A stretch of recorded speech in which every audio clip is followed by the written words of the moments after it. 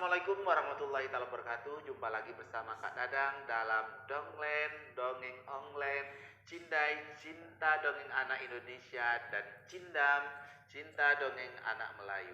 Pagi ini Kak Dadang akan membawakan cerita tentang Ketobong Keramat yang ditulis oleh Wahyu Ningrum, penerbit Balai Kajian dan Pengembangan Budaya Melayu bekerjasama dengan Adi Citra.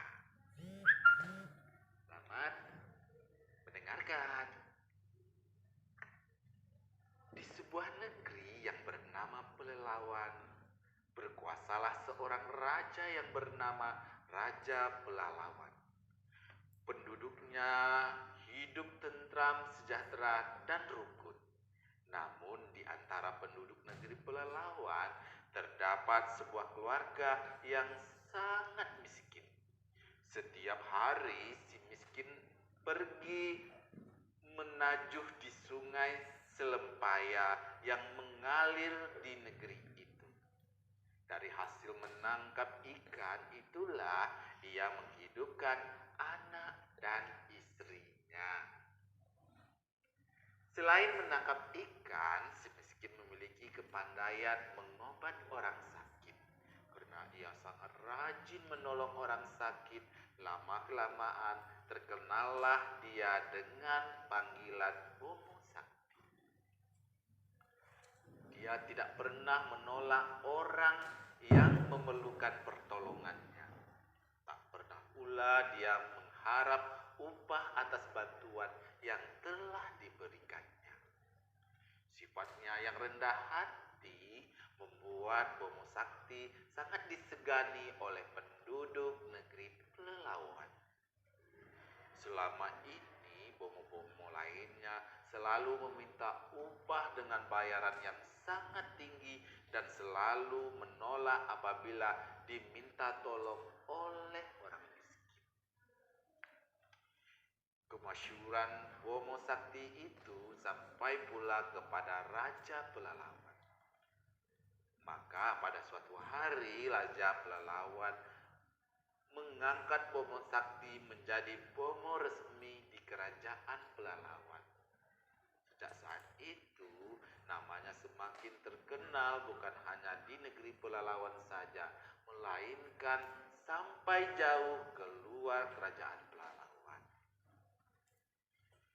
Kehidupan keluarga beransur-ansur menjadi baik dan tidak lagi kekurangan seperti sebelumnya. Namun walau namanya sudah dikenal sebagai Bomo Sakti, dia tetap pergi menajuh seperti biasa. Kerendahan hatinya membuat kebiasaan hidupnya tidak berubah. Suatu hari Raja Pelalawan meminta Bomo Sakti datang ke istana.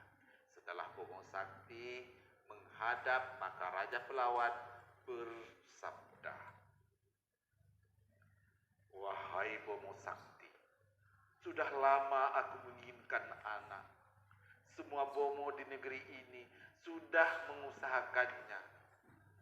Tapi sampai saat ini belum ada yang nampakkan hasil. Untuk membuktikan kesetiaanmu padaku, cobalah obati permaisuriku agar kami bisa mendapat keturunan," pinta Raja Pelalawan. "Hamba akan berusaha, Baginda. Semoga Tuhan Yang Maha Kuasa mengabulkan keinginan Baginda," jawab Bomo Sakti dengan rendah hati. Setelah itu Bomo Sakti mengeluarkan semua kepandaiannya yang dia miliki. Dengan takdir yang maha kuasa usahanya berhasil dan tak seberapa lama permaisuri pun mengandung. Setelah 9 bulan permaisuri melahirkan seorang putri yang cantik jelita. Semenjak itu semakin termasyhurlah nama Bomo Sakti itu. Raja Pelalawan dan permaisuri serta penduduk negeri Pelalawan menyambut gembira atas kelahiran putri yang cantik itu. Sebaliknya Akhirnya Bomo Sakti diam-diam merasa menyesal karena telah melanggar syarat yang telah ditetapkan oleh gurunya. Sebagai seorang bomo, ia hanya boleh mengobati orang sakit. Ia tidak dibenarkan mengobati orang sehat, apalagi orang yang sudah mati. Jika itu melanggar syarat itu, maka hidupnya akan teraniaya. Jika beladang, padinya akan hampa. Jika mengair ikan, takkan mengenal. Jika belayar, angin akan mati.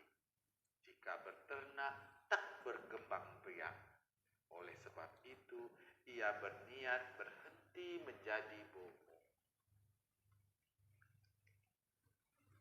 Demikianlah keesokan harinya Bomo Sakti mengutarakan isi hatinya kepada Raja Pelalawan. Disampaikannya bahwa ia telah bermimpi bertemu orang tua yang melarangnya menjadi bomo. Apabila ia tidak menuruti orang tua tersebut, maka keluarganya akan teraniaya. Mendengar penjelasan Bomo Sakti, Raja bisa memakluminya. Maka sejak saat itu Bomo Sakti resmi berhenti menjadi bomo. Penduduk negeri pun tidak lagi datang untuk meminta bantuannya. Bomo Sakti kembali menjalani hidupnya sebagai penaju. Pekerjaannya yang selama ini dilakukannya sebelum menjadi bomo. 15 tahun kemudian tersiar kabar bahwa putri Raja Pelalawan yang cantik itu jatuh sakit. Penyakitnya semakin hari semakin parah. Sudah puluhan bomo didatangkan dari berbagai negeri. Namun penyakit putri tersebut tidak berkurang sedikit pun. Harapan terakhir Raja Pelalawan hanyalah kepada Bomo Sakti yang sudah belasan tahun tidak pernah lagi terdengar kabar beritanya. Karena terlalu lama menahan sakit dan Bomo Sakti pun belum bisa ditemuikan, maka dengan kehendak Allah yang Maha Kuasa, mangkatlah putri kerajaan Pelalawan.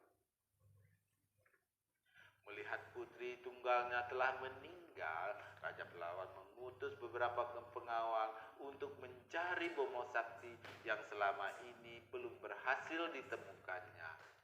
Malam itu juga dengan susah payah pengawal istana berhasil menemukan Bomo Sakti di sebuah pondok dekat sungai Selempaya. Oleh karena raja memanggil, maka berangkatlah Bomo Sakti ke istana.